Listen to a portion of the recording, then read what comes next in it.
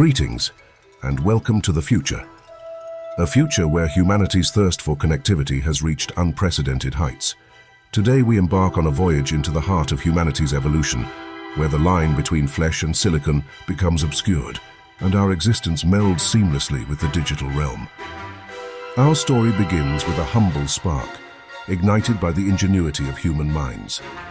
From the advent of writing to the dawn of the internet, we've witnessed the relentless march of progress. Each innovation, once a mere novelty, has woven itself into the fabric of our lives, transforming from luxury to necessity. But what lies beyond the horizon of convenience? Today, being disconnected from the internet is no longer an option. As we inch closer to a reality where being offline is a relic of the past, we must confront the implications of our digital dependency. Enter the neural implant, what many herald as the soft technological singularity. A simple chip that will ensure that you will always be online and in contact with everything. Now imagine this. As neural implants become ubiquitous, they've transformed from a sign of affluence to an expectation, a fundamental part of everyday life. For in this brave new world, those who dare to remain unplugged find themselves adrift in a sea of connectivity, cut off from essential services, and alienated from the very society they once called home. The choice will be ours to make. Embrace the allure of perpetual connection, or resist the siren song of invasive technologies, and accept whatever fate so-called normal society deems appropriate.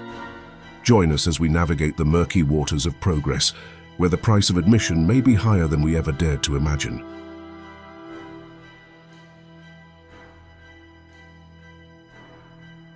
Throughout history, humanity has been on a relentless quest for connectivity. The journey began with the invention of writing, which revolutionized communication and brought knowledge to the masses. As centuries passed, technology continued to evolve, with innovations like the printing press, telephone, radio, and television becoming staples in households around the world.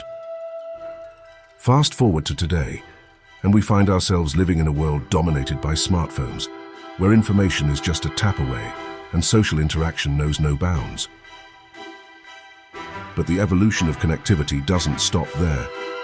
We are on the cusp of a new era, where neural implants promise to take our connection to the next level.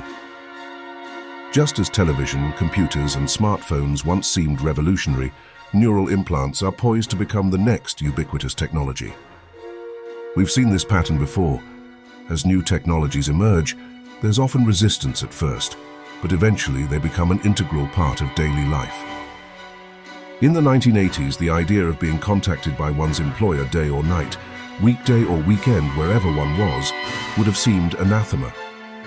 But within a mere 20 years, it not only became routine but unquestioned. It was simply how things were. Neural implants represent the natural progression of our desire for connectivity. They offer unprecedented access to information and communication, melding humans with the very technology they created.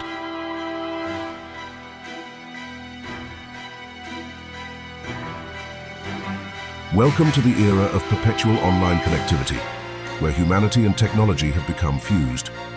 In this society, neural implants are a necessity for daily existence, a fundamental aspect of life itself.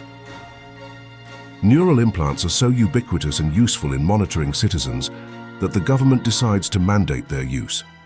Personal data such as identification, medical records, and financial information are now tied directly to them.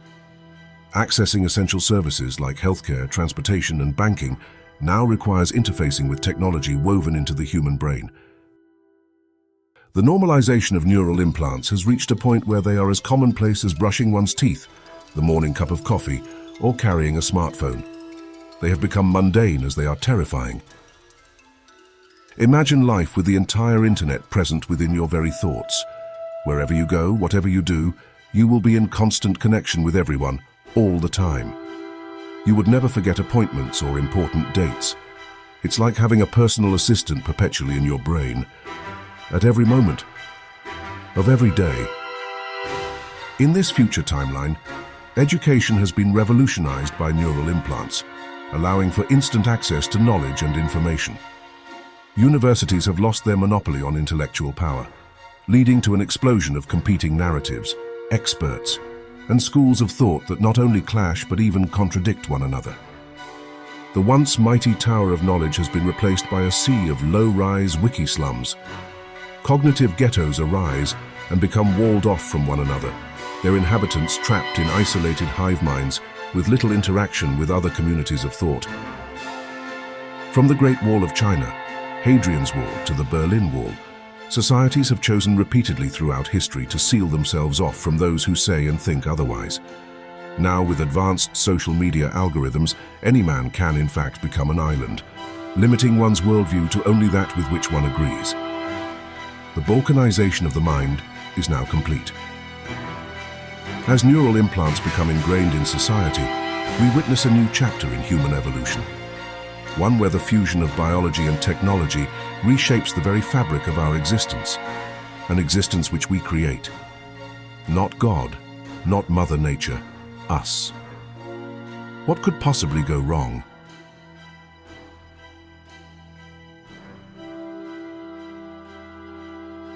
As neural implants become synonymous with modern living, those without them find themselves on the outskirts of society, marginalized and ostracized. In urban centers and small towns alike, non-implanted individuals face social isolation and discrimination. Access to essential services becomes increasingly difficult, with many establishments requiring neural implant verification for entry. Like modern-day lepers, they are avoided in public as though their non-compliance was infectious. The phrase social distancing is increasingly heard. In light of recent security threats, officials urge citizens to remain vigilant. As non-conformists and individuals willing to question the edicts of those in power, non-implanted individuals, or non-plants as they come to be called, pose a potential risk to national security and must be closely monitored. Non-plants are soon labeled as potential domestic terrorists by the government and find themselves under constant scrutiny, with their every move monitored. Rumors of forced implantation in so-called designated facilities abound.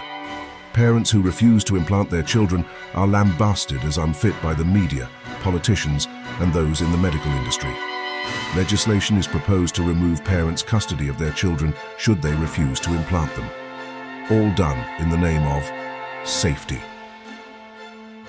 As tensions rise and basic freedoms once thought to be ironclad become eerily malleable, non-plants band together in solidarity, fighting against the encroachment on their rights. Although their resistance is peaceful and generally through petitions and legal actions, many prepare for a much grimmer future.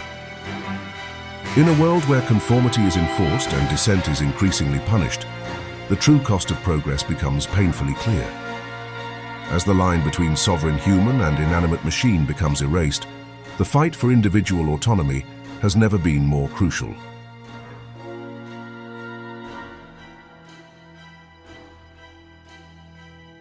And so, what emerges from a formerly proud and free society is a dystopian reality.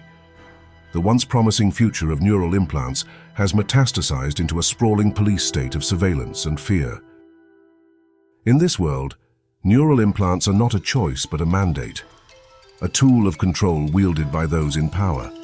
Forced implantation camps, those designated facilities once scoffed at as the stuff of conspiracy theories, now dot the landscape, where dissenters are stripped of their autonomy, subjected to invasive procedures, and robbed of whatever dignity that remains. Governments and international organizations stress that neural implants ensure safety and security for all citizens. With constant monitoring, crime is a thing of the past. But in reality, privacy becomes a distant memory, replaced by the constant scrutiny of Big Brother. Where once people felt like they had control over their own lives, now every decision is dictated by the government. Forced implantation violates the very essence of what it means to be human. But as people eagerly sought out neural implants in their early iteration, even encouraging increased government control over what data could be accessed with them. Who is really to blame?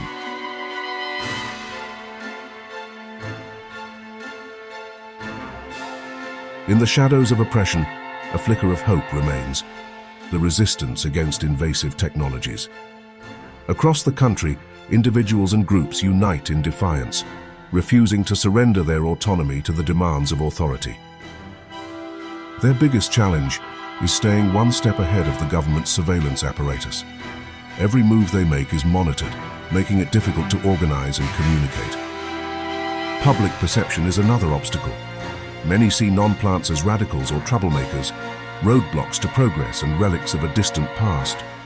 But despite the odds, the resistance perseveres, driven by a steadfast belief in the sanctity of individual rights and freedoms.